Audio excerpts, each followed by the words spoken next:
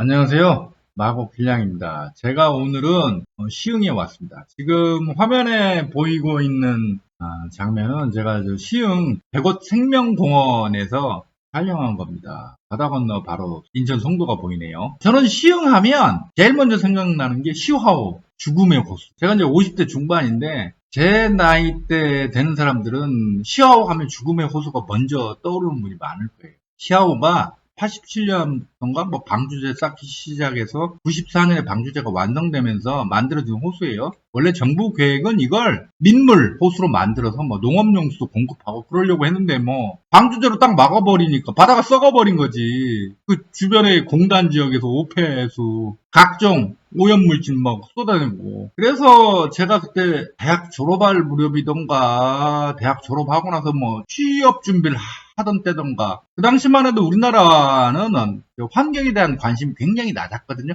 그런데도 전 언론들이 시화호 죽음의 호수라고 대사특필하는 바람에 그 기억이 아직도 남아있어요. 그 다음에 또 여기 뭐 시흥 안산 하면 공단 지역이잖아요. 그러면 뭐 외노자, 불법 체류자 뭐 이런 이미지 같은 게 아직 많은 사람들에게 떠오르죠. 근데 이제 시흥이 최근에 꽤나 떴어요. 물론 이제 부동산 폭등기이기 때문에 그런 면도 있지만 단순히 그것만으로 치부하기에는 뭔가 다른 게 있는 게 분명합니다. 지금 그 백어 신도시의 호반 서밋 플레이스 거기가 34평 10억을 최근에 넘었죠? 그러니까 이제 또 시흥 주민들, 특히 이제 백어 신도시 주민들 으쌰으쌰 했고, 그러다 보니까 이제 부동산 카페에서는 바로 바다 건너 있는 송도 주민들하고 또 크게 싸움이 벌어졌더라고요. 부동산 놓고 싸움 벌어진 건 전국 어디나 다 마찬가지예요. 제가 이번에 시흥을 분석하기로 하면서 아름집에서 검색을 해봤더니 시흥이 이제 배은장목이라고 하죠. 백옷, 은계, 장년, 목감.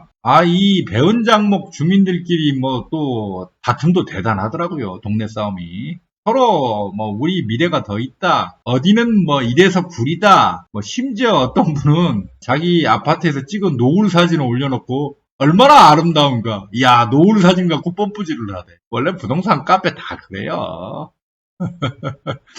별별 호재 있는 거 없는 거 다 긁어 모아서 싸우는 거죠, 뭐. 부동산 놓고 동네 싸움 벌어지는 건 어느 특정 지역만의 사건은 아니에요. 근데 제가 시흥 주민들 사이에 이런 동네 부동산 가치를 놓고 벌어지는 논쟁을 보다 보니까 제3자인 제 입장에서 봤을 때는 뭔가 핵심, 본질적인 걸 놓치고 있다는 생각이 들어요. 저는 물론 방구석 유튜버, 골방, 탁상 공론가를 자처하지만 아무튼 제 입장에서 봤을 때는. 그래서 결론을 미리 말씀드리면 시흥이 뜬 건 단순히 부동산 폭등기에 부동산 폭등기 되면 안 뜨는 곳 없어요. 다 떠요. 근데 그것 때문에 뜬 건 아니다. 분명히 시흥이 뜰 만한 요소가 있었다. 그건 분명해요. 근데 이것만 가지고는 시흥의 미래는 2%, 어쩌면 5%가 부족할 수도 있다. 그러나 시흥이 뭔가 가지고 있는 핵심 요소가 있는데 그게 잘 개발된다면 시흥의 미래는 2%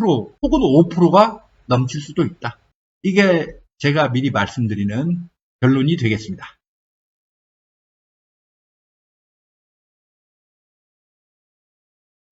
제가 시흥 시민들에게 먼저 하나 질문을 드릴게요. 시흥 하면 제가 맨 앞에서 얘기했지만 시아우 옛날 얘기지만 죽음의 호수목 그 이미지도 있고 공단 지역이니까 뭐 외노자 안산하고 같이 붙어서 불법 체류자 뭐 그런 이미지도 있고 일단 공단 지역 이미지가 강하잖아요. 근데 시흥이 최근 2, 3년 동안 왜 이렇게 상당히 부상을 했을까요? 시흥 주민들은 어떻게 생각하세요? 시흥이 부상한 이유가 뭐라고 생각하세요? 제가 봤을 때 첫 번째 이유는 전철망이 상당히 체계적으로 잘 갖춰져 있어요. 그리고 중요한 전철망이 다 지나게 돼요. 사실 뭐 수도권에 있는 전철망 가운데 안 중요한 건 없어요. 전철은 1km 건설에 사업비가 1천억이나 들기 때문에 절대 함부로 건설하지 않아요. 전철망은. 근데 저는 수도권에 있는 전철망 가운데 진짜 중요한 게 세 개라고 봅니다. 대곡 소사선, 월판선, 그 다음에 신안산. 사람들은 요즘에 GTX만 갖고 자꾸 얘기를 하는데 제가 여러 번 말씀드렸는데 저는 GTX에 대한 사람들의 과도한 기대는 나중에 실망으로 바뀔 가능성이 대단히 높다고 봐요. 너무 과대평가되어 있어요. 근데 시흥은 GTX가 안 지나요. 물론 오이도역에 뭐 GTX를 유치하겠다고 시흥시가 공식 입장으로 밝히긴 했지만 그거야 뭐 그냥 밝힌 거고 주장하는 거고 실제 가능성이 있을까? 잘 안 될 것 같은데. 아무튼 간에 시흥 주민들이 많은 이 카페에서 보니까 시흥 주민들은 신암산선하고 월판선 얘기는 아주 많이 하는데 대곡소사선 얘기는 상대적으로 덜 하시더라고. 신암산선이라는 게 기본적으로 여의도, 나중에 더 연장되면 이제 서울역까지 가는 거죠. 서울의 세 개 업무 지구 가운데 두 곳인 광화문 도심하고 여의도 영등포 도심을 연결해주는 거니까 신안산선은 정말 대단히 중요한 전철망이죠. 또 하나가 월판선. 월판선이 인천에서 출발하죠? 그래서 뭐 월곶 지나서 시흥시청 지나서 이제 판교까지 가는 건데 월판선도 엄청난 거죠. 근데 제 생각에는 이 두 개 지하철보다 더 위력지역이었으면 위력지역이었지 떨어지지 않는 게 제가 봤을 땐 대곡소사선이에요. 대곡소사선은 가장 눈앞에 있는 거잖아요. 이거 원래 이미 개통했어야 되죠, 올해. 공사가 늦어지는 바람에 2023년 개통 예정인데 지하철 공사 1, 2년 정도 개통 연기되는 건 흔한 일이죠. 이 대곡소사선은 시흥분들은 서해선이라고들 하시던데, 뭐 서해선이 맞죠. 대곡소사 원시선 가가지고 좀 서해선으로 연결되는 거니까. 이 김포공항하고 대곡역을 지나잖아요. 제가 여러 번 말씀드렸는데 이 김포공항이 보통이 아닌 곳이에요. 업무단지 측면에서 봤을 때. 김포공항을 중심으로 우, 마곡, 차, 계양, 대장 이 세 곳의 업무단지 면적만 90만 평에서 한 100만 평이에요. 김포공항 복합개발까지 합치면 한 100만 평 되겠구나.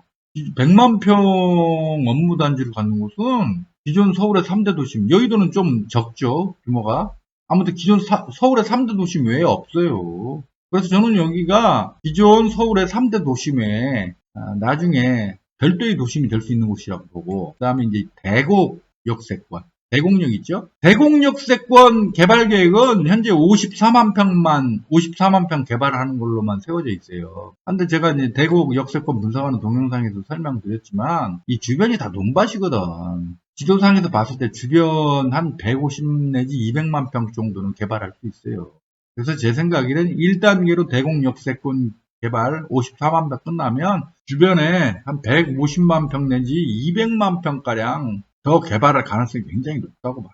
대곡소사선은 바로 이 김포공항하고 대곡역을 지난다고. 시흥 주민들은 자기 지역의 호재로 신안산선과 월판선을 얘기하고 있지만 미래에는 대곡소사선을 최고의 시흥 지역 호재로 내세울 가능성이 있다고 저는 봅니다.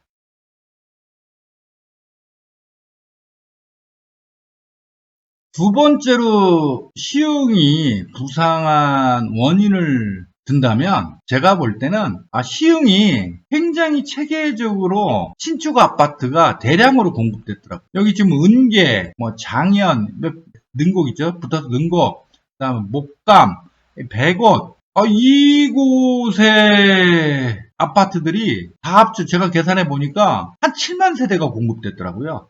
능곡 같은 경우는 10년 전에 공급된 거니까 완전 신축이라고 할 수는 없지만 이 신축 아파트가 최근에 7만 세대가 공급됐다는 건 이건 대단한 거거든요. 왜냐하면 3기 신도시 가운데 규모도 가장 크고 입지도 가장 좋아서 주목받고 있는 광명시흥 신도시 2023년부터 사업 착수해서 2031년 완공 예정이잖아요. 광명시흥 신도시 공급 물량이 7만 세대 계획이에요. 그러니까 시흥은 배은장목 지역에 광명시흥 신도시만큼의 신축 아파트 공급이 이미 이루어진 거예요. 이건 신도시 하나가 들어선 거예요. 단 이제 배은장목 지역이 한데 몰려 있는 게 아니라 다 떨어져 있죠. 한데 몰려 있었으면 더 엄청났을 텐데 다 떨어져 있다는 게 조금 약점이긴 하지만 아무튼 대단한 거예요. 또 앞으로도 계속 공급 계획이 있죠. 범어지구도 있고 그다음에 하중지구도 있고 그거 둘이 합치면 한 15,000세대 되더라고. 그다음에 이제 광명시흥 신도시가 총 384만 평인데 이 가운데 36%가 시흥시에 있어요. 한 140만 평 정도가. 그러니까 단순 산술적으로 계산하면 광명시흥 신도시 7만 세대 공급 가운데 한 2만 5천 세대 정도가 시흥시 관내에 있다고. 이것도 시흥시 공급 물량으로 봐야겠죠. 그 외에도 이제 규모가 그렇게 크지는 않더라고. 그러니까 은행동이던가 대하동이던가 그 삼부 아파트 재건축 등 그러니까 시흥시의 구도심이죠. 그 낡은 아파트들 재건축 재개발 시흥시가 추진하더라고요. 다 보니 4,400세대 정도 되던데 그거도 있죠. 그래서 앞으로 아무튼 제가 지금 파악한 바로는 앞으로 시흥에 공급될 신축 물량이 한 5만 세대? 많이 잡으면 6만 세대까지 갈 수 있을 것 같아요. 이 정도면 대단한 거죠. 요즘은 워낙 신축 강세 분위기이기 때문에 이 시흥이 이렇게 체계적으로 신축 아파트 공급이 계속 된다면 뭐라고 할까? 시흥이 더 이제 사람들의 주목을 받게 되는 원인이 되겠죠.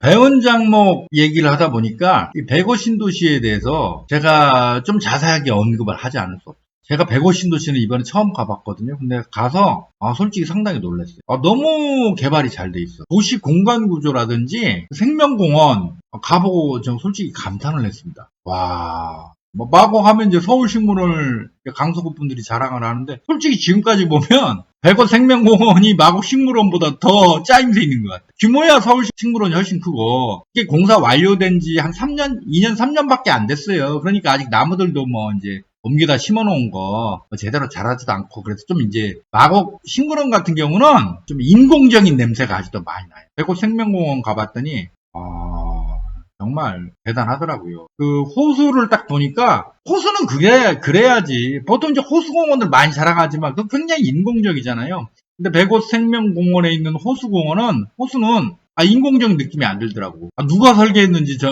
정말 설계 잘했더라고. 정말 감탄했어요. 그 다음에 이 백옷 생명공원에서 그 주변 아파트 단지를 쭉 보니까 이건 굉장히 치밀하게 계산해서 그 아파트 스카이라인과 이 생명공원 이게 아주 조화를 잘 이루도록 설계를 했더라고요. 정말 누가 설계했는지 기가 막히게 설계했다는 생각이 들었습니다. 그러니까 제가 가본 도시 가운데 백옷 생명공원만큼 뛰어난 공원은 본 적이 없어요, 솔직히. 공원이 이제 공원도 중요한 역할을 했겠지만 꼭 이거 백옷 생명공원 때문에 백옷 신도시가 떴겠습니까? 제가 알기로는 이제 백옷 신도시는 경기도 자체에서 계획했던 거죠. 그다음에 뭐 경제자유구역이죠. 백옷 신도시 보고 제가 드는 생각이 백옷 신도시 하면 뭐 이제 백옷 주민들 뭐 각종 호재 갖고 얘기를 하시는데 객관적으로 봤을 때 이제 제일 핵심이 서울대학교 시흥 캠퍼스죠. 이거죠. 서울대학교가 이게 800병상 병원 짓고 그다음에 무인 이동체, 뭐 바이오, 의료연구 복합시설 등 전체 면적이 한 얼마 되지? 이게 한 20만 평 될 것 같은데 20만 평 정도 건설하려고 하죠. 이제 병원 얘기가 나와서 하는 소리인데 송도에도 세브란스 있고 뭐 청라에도 아산병원 들어왔고 김포에는 인하대병원, 청라에서 떨어지고 인하대가 김포로 갔죠. 제가 이제 청라 분석 동영상에서 말씀드렸잖아요. 여기에 아산병원보다는 인하대병원이 들어오는 게 더 나았다. 왜냐하면 인하대병원은 아산병원이 800병상인데 인하대병원은 1000병상을 얘기했고 청라병원을 분원이 아니라 기존 본원과 함께 이 본원 체제를 유지한다고 했고 무엇보다도 의과대학을 옮긴다고 했었잖아요. 그래서 인하대가 더 낫지 않았을까 이런 얘기를 했더니 그 동영상에 다른 내용에는 다 동의하면서도 아산병원 것만은 동의 못하겠다고 다 청라분들이 그렇게 댓글을 달고 얘기를 하시더라고요. 근데 과연 그럴까요? 어떤 이제 청라분들은 인하대가 청라병원 부지 입찰에 참여했던 건 송도의 세브란스, 그 다음에 청라의 아산병원 같은 그 다음에 백옷의 서울대병원 이런 1급 병원들이 들어오면 인하대가 경쟁에서 밀리니까 아산병원 못 들어오게 방해하려고 인하대가 입찰했던 거다 뭐 이런 주장까지 하시더라고요. 근데 인하대병원 청라에서 떨어지자마자 풍명으로 갔잖아요. 이건 인하대병원이 청라에 들어오려고 했다는 이게 진심이었다는 증거잖아요. 인하대병원 김포 풍무로 옮기면서 메디컬 캠퍼스 조성한다고 발표를 했잖아요.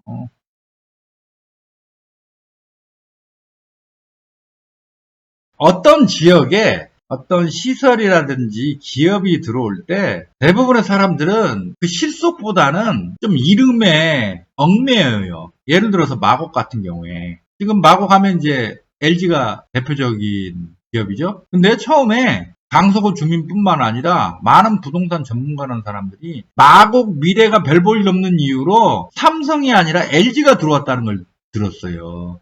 노골적으로 그렇게 말을 했다니까? 근데 지금 이게 LG 이거 엄청난 면적이거든. 축구장 몇 개지? 29개인가 30개인가 40개인가 아무튼 엄청난 넓이인데 LG가 각 그룹 계열사마다 있던 R&D 시설을 그리고 전국 각지 흩어져 있던 R&D 시설을 이 마곡으로 다 몰빵을 했잖아요. LG가 원래 요구했던 부지가 지금 부지의 2배였어요. 근데 그때 박원순 시장이 특정 대기업에게 너무나 많은 마곡 땅을 분양해 주는 건 마곡 산업단지 조성 취지에 어긋난다면서 거부를 했어요. 그것 때문에 LG가 뿔따구가 나가지고 마곡 안 들어오려고 했어요. 그때 이제 알려진 바로는 그 당시 이제 노현성 강서구청장이 박원순 시장하고 LG그룹 사이 왔다 갔다 하면서 중재를 해가지고 결국 뭐 LG가 화를 풀고 들어왔다. 이거 카더라 통신은 아니고 아무튼 이게 흘러나온 얘기가 뭐 그랬어요. 그러니까 LG는 마곡의 그룹에 운명을 걸었다니까요, 여기에.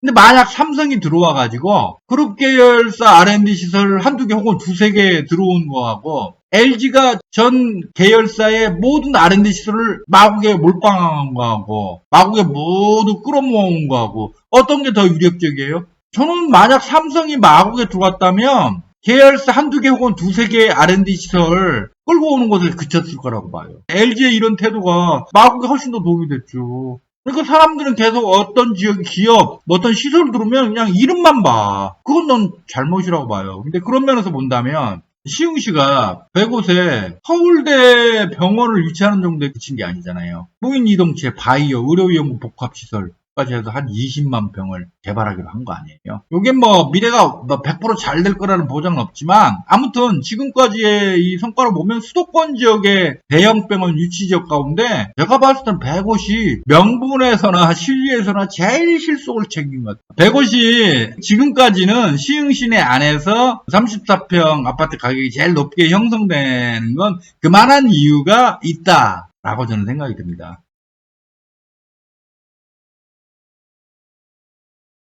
시흥 시민 여러분, 여러분들 시흥의 각종 호재를 나열하세요. 뭐 이 호재 저 호재, 특히 뭐 전철망 같은 거 많이 사랑하시잖아요. 월판선, 신안산선, 대곡소사선, 뭐 그다음 또 뭐야 뭐 신구로선, 그다음 또 뭐가 있지? 하도 많아가지고 뭐 다 기억을 못 하겠는데 여러 전철망을 자랑을 하시는데 전철망이라는 건요 뭐라고 할까? 이 전철망이 잘 갖춰졌다는 건 다른 말로 하면 좋은 배드타운으로서 요건을 갖추고 있다 이 말이에요. 그러니까 결국 배드타운이라는 거예요. 제가 다른 동영상에서 설명을 드렸죠. 버블 세븐 시기에 강남 3구, 분당, 평촌, 용인, 목동 이게 버블 세븐 시기의 7지역이었어요. 2004년에서 2006년, 7년, 8년 그 시기에. 근데 지금까지도 짱짱한 곳은 강남 3구밖에 없어요. 왜? 다른 지역은 다 배드타운이었거든. 강남 3구만 거대 업무단지가 있기 때문에 지금까지도 버블 세븐 시기의 위상을 유지하고 있는 거예요. 그러니까 시흥이 전철망이 잘 갖춰졌다라고 하는 건 지금까지는 굉장한 호재인 건 분명하지만 시흥의 미래를 담보하지는 못해요. 거대 업무단지가 있어야 되는 거예요. 근데 시흥은 사실 거대 업무단지가 있기는 해요. 시화산업단지, 반월산업단지, 반월특수지역이라고 정부가 이름을 붙였는데 이 두 산업단지가 면적도 1200만 평인데다가 기업체 숫자가 한 18,000, 고용 인력이 한 23만 명, 24만 명 정도 되더라고요. 그리고 이 두 산업단지의 연간 생산액이 5조 2천억 원 정도 돼요. 정부가 여기 시화산업단지하고 반월산업단지를 대개조하겠다고 밝혔어요. 이게 제가 봤을 때는 시흥의 미래를 좌우할 거예요. 근데 시흥분들 많은 부동산 카페에서는 이 두 개 산업단지의 대개조에 대해서 거의 언급을 안 하시더라고요.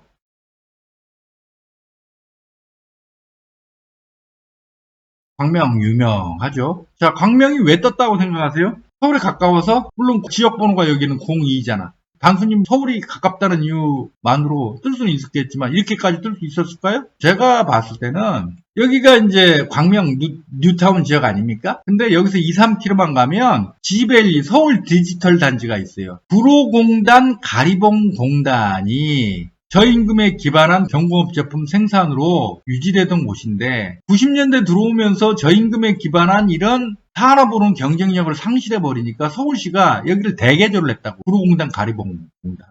여기가 면적이 60만 평 정도 돼요. 다 이거 저 보라색으로 표시된 곳 있죠? 중공업죠. 여기 공단 지역 아니에요. 다른 말로 뭐 아파트형 공장, 공식용으로 지식산업센터로 다 바꿔버린 거 아니에요. 60만 평을. 여기에 기업체 수가 한 12,000개 될 거야. 고용 인력이 16만 명이에요. 구로공단 가리봉공단이 옛날에는 연기 펄펄하고 쿵쾅쿵쾅 거리는 소리 나던 지역인데 지금은 지식산업센터로 다 바뀌어버린 거라고요. 이 지역이 구로공단 가리봉공단이 대개조가 됐는데 이 주변이 이제 금관구 지역 아니에요? 금관구? 여기가 이미 주거지역이 형성돼가지고 거의 난개발 비슷하게 막 아파트, 빌라, 다가구 완전히 꽉 차 있어가지고 체계적으로 정비사업을 벌일 수가 없었어요. 정비사업 벌인다고 해도 시간이 너무 많이 걸리지. 구로공단 가리봉공단이 대개조를 통해서 바뀌었는데 그 주변에서 체계적이고 대규모로 신축 아파트를 공급할 수 없었는데 운 좋게 광명은 여기서 2, 3km밖에 안 떨어졌다. 구로공단 가리봉공단 지역에. 근데 여기는 바로 이 광명 뉴타운이 있었던 거예요. 대규모로 체계적으로 개발할 수 있는. 광명 뉴타운이 추진이 2007년부터 됐어요. 원래는 면적도 한 6, 70만 평에 4만 5천 가구 재건축하려고 했거든요. 근데 뭐 이런 사업은 뭐 중간에 뭐 조합원들끼리 갈등 이런 것 때문에 뭐 구역이 해제되는 경우가 많아서 한 절반 정도 해제돼서 지금은 11개 구역 남았다고요. 거기서 공급할 수 있는 신축 아파트가 2만 5천 세대예요. 거기다가 뭐 광명은 또 워낙 뭐 교통망이요, 광명역이요. 또 교통의 요지이기도 하고 그래서 광명이 확 떠버린 거예요. 제 생각에는. 구로공단 가리봉공단 대개조의 그 과실을 금관구 지역이 따먹은 게 아니라 광명이 따먹어버린 거라니까. 시화산업단지 반월산업단지 있죠. 요걸 정부가 대개조 하겠다고 선언을 했잖아요. 지정을 했잖아요. 요게 뭐 한 10년 걸릴까 15년 걸릴까 최소 10년은 걸 거예요. 요게 구로공단 가리봉공단이 대개조 됐듯이 시화산업단지 반월산업단지가 대개조가 되면 이게 바로 시흥의 부동산 가치 직방으로 영향을 주게 될 것이라고 저는 생각합니다. 이게 제가 봤을 때는 시흥의 미래 진짜 호재예요.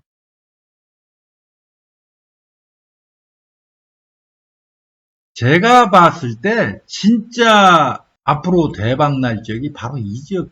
여기 가면 한쪽은 아파트 단지고 한쪽은 3층짜리 다가구겠지? 빌라는 아닌 것 같은데? 다세대는 아닌 것 같은데 다가구들 쫙 깔려 있다고요. 정왕역 앞에. 요게 지도상으로 재보니까 대충 면적이 150만 평 정도. 면적이 150만 평인데 세대수가 얼마나 될까? 한 2만 5천 내지 3만 세대 될 것 같은데. 특히 이제 제가 눈길이 갔더니 여기 있는 아파트 단지예요. 요게 아파트들이 5층, 10층 이래요. 용적률이 120에서 140%더라고. 대개 다 1996년, 97년 그 무렵에 다 완공된 거예요. 그리고 평수도 거의 소형 평수죠. 가끔 30평대도 있는데 대부분 보니까 뭐 21평, 23평, 어떤 건 19평 그런 것 같은데 이게 소형 평수, 중소형 평수 위주로만 돼 있더라고요. 30평대로 좀 드문 것 같은데. 제가 이제 이 아파트 단지를 한번 들어가 봤거든요. 제가 한신 아파트인가를 들어가 봤어요. 딱 드는 생각이 뭐였냐면, 이거 뭐 완전히 목동이네. 목동이 그래요. 목동 아파트 단지들이 87년에서 88년 사이에 입주했거든요. 거의 26,600세대. 목동 아파트들이 용적률이 120에서 140% 사이에. 똑같아요. 이 지역 아파트들 신기한 게 갭이 엄청나게 작더라고.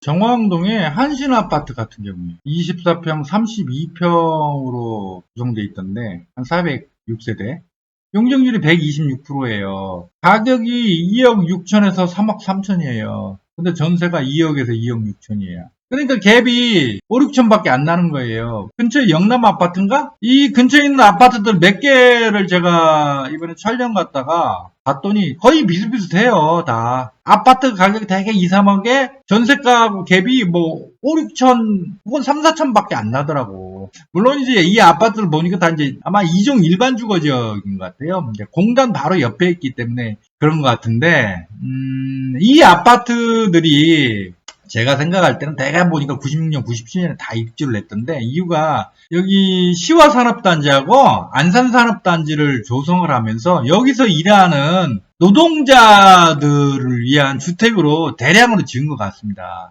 제가 봤을 때는 여기 시화산업단지하고 반월산업단지 대개주잖아요. 여기 이 정왕동에 있는 아파트 빌라들이요. 다가구들 다 재건축됩니다. 여기 이제 2종 일반 주거지역인데 용적률 다 바꿔주겠죠. 성향하겠죠. 구로공단, 가리봉공단 대개조의 과실을 광명이 따먹었잖아요. 행정구역이 다른데. 근데 시흥은 시화산업단지, 반월산업단지 대개조의 과실을 바로 붙어있는 정왕동 2지역. 정왕동 빌라촌 아파트촌이 따먹을 것 같다. 여기 아마 재건축 재개발 얘기 나오려면 제가 봤을 때는 2030년 이후일 거예요, 아마.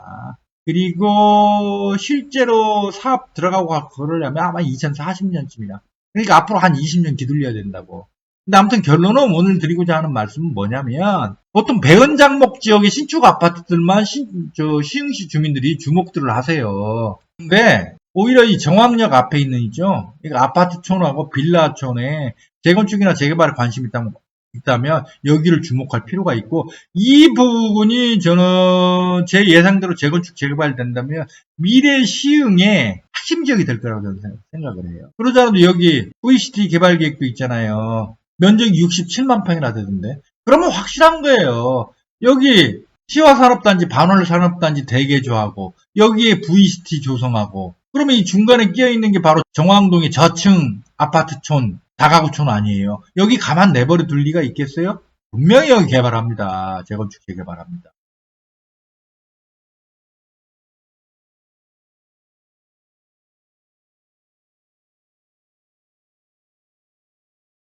아무튼 제가 봤을 때는 시화산업단지, 반월산업단지 대개주가 시흥의 미래를 저는 좌우할 거라고 봅니다.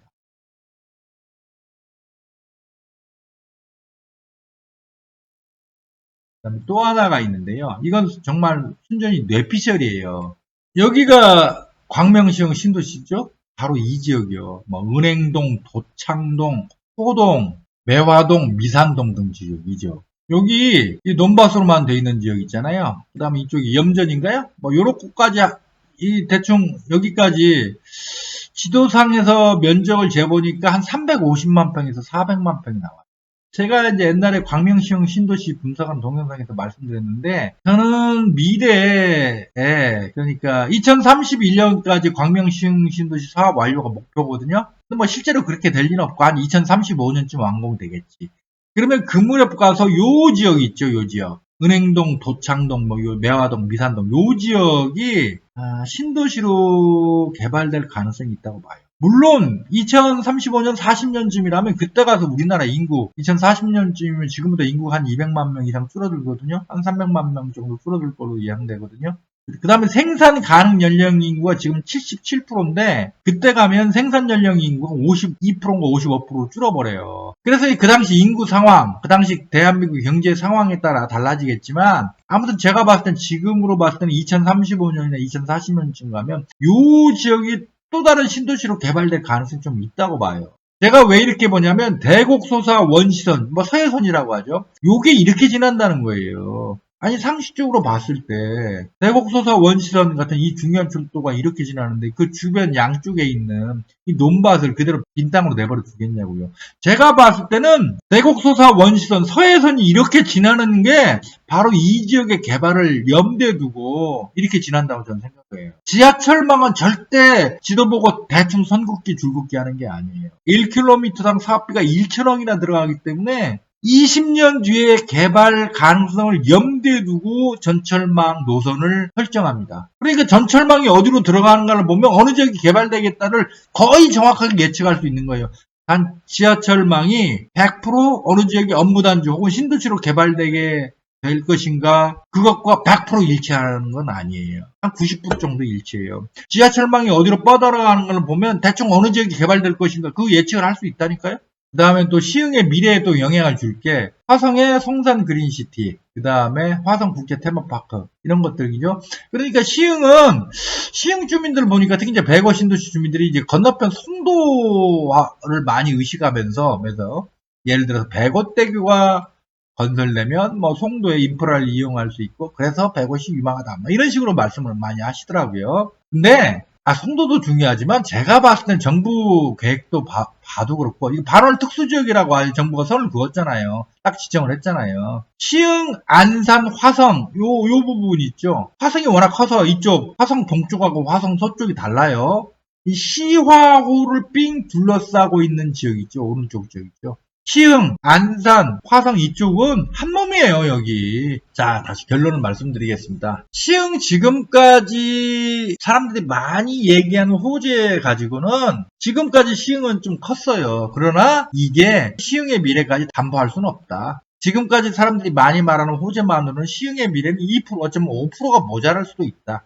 그러나 제 생각에는 시화산업단지, 반월산업단지의 대개조, 그 다음에 반월 특수지역에 시너지 효과를 내는 개발, 그 다음에 제 뇌피셜이지만 광명시흥 신도시에서 한 3, 4km 떨어져 있는 이 지역, 이 개발되는 거, 요 세 가지 정도가 제대로 된다면 시흥의 미래는 지금보다 2% 어쩌면 5%가 넘칠 수도 있다. 이게 제 주장입니다.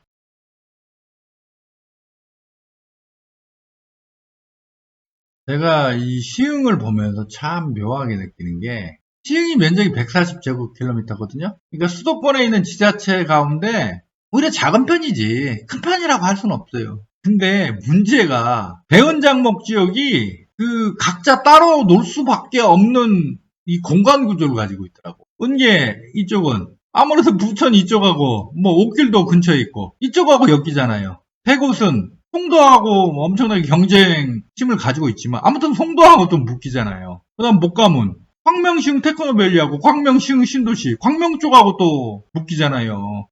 장현지구 이쪽은 아무래도 거리상으로 안산이 가깝잖아요. 그러니까 시흥은 면적 자체는 엄청나게 크지는 않은데 현재까지 그 개발된 택지지구들이죠. 거기가 각자 따로 놀 수밖에 없는 공간 구조라니까요, 이게. 이 얘기는 앞으로 가면 갈수록 동네 싸움이 굉장히 더 격화될 가능성이 굉장히 높다는 얘기예요, 이게. 가장 큰 이유가 뭘까요? 제가 봤을 때는 시흥시내 한가운데가 확 비어 있어서 그래요.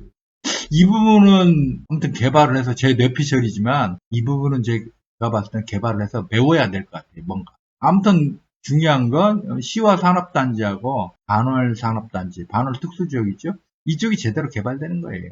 그러면 제 이제 뇌피셜이지만은 이쪽이 개발된다면 시흥 크게 두 축으로 발전축이 형성될 수 있을 것 같아요. 하나는 이쪽 지역, 하나는 이쪽 지역. 그러면 좀 안정적으로 날 수 있지. 새는 두 개의 날개로 날잖아요.